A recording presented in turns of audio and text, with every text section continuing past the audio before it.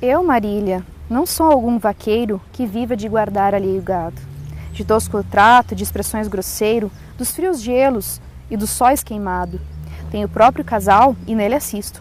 Dá-me vinho, legume, fruta, azeite, das brancas ovelhinhas tiro leite, e as mais finas lãs de que me visto. Graças, Marília bela, graças a minha estrela. Eu vi o meu semblante numa fonte, dos anos ainda não está cortado. Os pastores que habitam este monte respeitam o poder do meu cajado. Com tal destreza toco a sanfoninha, que inveja até me tem o próprio Alceste. Ao som dela concerto a voz celeste, nem canto letra que não seja minha. Assim começa a Lira 1, de Marília de Dirceu, uma das principais obras do arcadismo brasileiro, que é o momento em que a literatura brasileira começa a se constituir enquanto sistema literário, segundo Antônio Cândido, quando ele propõe então um projeto para explicar a formação da literatura brasileira.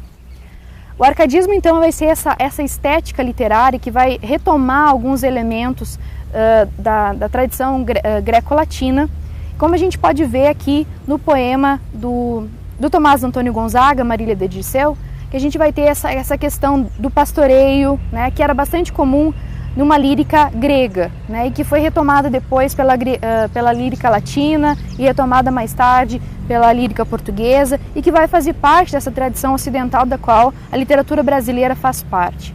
Mas é importante a gente pensar também, para além desses temas arcádicos, dessa questão bucólica, dessa questão dos pastores, da gente se travestir de campo quando a gente é tão urbano, né, é necessário a gente pensar o porquê que essa resposta do arcadismo tem a ver com o momento histórico que o Brasil vivia, né? A gente passa a ter um sistema literário, então, porque a gente tem um grupo de autores que estão escrevendo, que estão lendo suas obras, que estão discutindo sobre isso. Então, a gente passa a ter um grupo de autores e de leitores, né? Uma população maior, e tudo isso porque há uma questão econômica aí, política. Descobre-se nas Minas Gerais que há ouro, e aí começa uma corrida para todo mundo que vir de todos os lugares para poder buscar o seu quinhão, né? Porque a gente literalmente está cavando dinheiro nas Minas Gerais. Então a gente tem uma superpopulação nesse lugar, essa Vila Rica vai ser retratada nos vários poemas, nas várias obras que a gente tem do arcadismo, não só do Tomás Antônio Gonzaga, como do Cláudio Manuel da Costa, em parte do Basílio da Gama, mas bastante do Silva Alvarenga.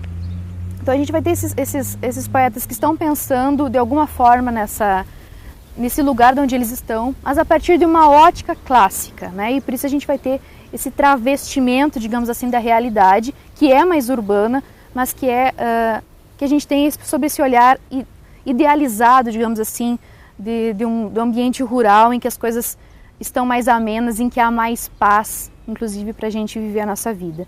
Também é importante a gente pensar que nessa corrida para o ouro, em que a gente vai ter essa superpopulação de Minas Gerais, a gente vai ter alguns problemas políticos, né, como a própria questão de como o colonizador, que é Portugal, como o rei português, ele está sobrecarregando a colônia, digamos assim, com impostos, com taxas, e como isso está desgostando parte da população, especialmente os que aqui viviam, que eram mais ricos, né, que estavam mais onerados, digamos assim, dentro daquilo que eles produziam. Que é o caso dos nossos poetas aqui, que não eram pessoas pobres de modo algum, porque senão eles não poderiam nem estudar. Então é importante que a gente pensar em tudo isso, porque nesse ambiente, né, em que se está se produzindo literatura, em que se está se discutindo as estéticas que eram comuns na Europa, em que se está vivenciando uma corrida do ouro, um superpovoamento desse lugar que é Minas Gerais, que a gente vai ter o processo da Inconfidência Mineira, que é um dos primeiros processos que vai pensar na possibilidade do Brasil ser independente, do Brasil ser uma nação. E isso é bem importante, porque a partir daí já vai se começar a pensar em alguns elementos que vão aparecer na literatura posterior, a literatura romântica, como é o caso do indígena, né, e do português, e da questão da natureza também, dessa exaltação da natureza. Vai se perceber que a natureza daqui é diferente da de lá, da europeia, e isso deve ser um elemento caracterizador. Então a gente vai ter bastante isso na lírica do Tomás Antônio Gonzaga, especificamente na Marília de Dirceu. A gente vai ter nas obras poéticas do Cláudio Manuel da Costa essa questão da natureza, a partir de uma ótica clássica, mas a gente vai ter uma ênfase nisso. E a gente vai ter dois poemas épicos que são muito importantes para a gente pensar no arcadismo. Vocês já devem lembrar que nós lemos, em Introdução aos Estudos Literários, a Odisseia, que é uma epopeia. Né? A nossa época, o século XVIII, já não é uma época de epopeias, mas a gente tem esses poemas épicos que são importantes para a gente pensar o Brasil, como é o caso do Caramuru, de Santa Rita Durão, e é o caso também do Uruguai, do Basílio da Gama, que é a obra que a gente vai analisar nessa disciplina. Então, o Uruguai é bem importante porque ele vai pensar um episódio específico da história do Brasil, que é essa guerra guaranítica que nós temos lá no sul, no Rio Grande do Sul, entre o Rio Grande do Sul e o Uruguai.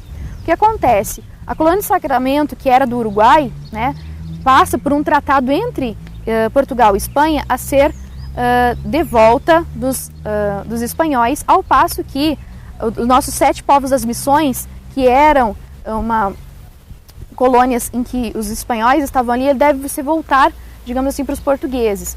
Só que quem está vivendo essa realidade são os indígenas.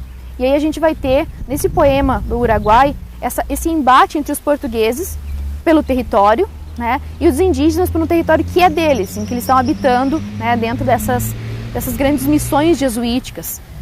E nesse processo de representação dessas guerras guaraníticas, quem vai entrar como grande vilão são os jesuítas, pelo menos no poema do Basílio da Gama. Mas é importante dizer que, por mais que o poema do Basílio da Gama queira homenagear os portugueses, o Marquês de Pombal e o próprio herói seja um herói português, a gente vai ter um grande espaço dentro dessa narrativa, desse poema épico, para o indígena falar, para o indígena se colocar como um homem honrado, né, que está lutando pela sua terra, que inclusive desejava que o português nunca tivesse chegado aqui.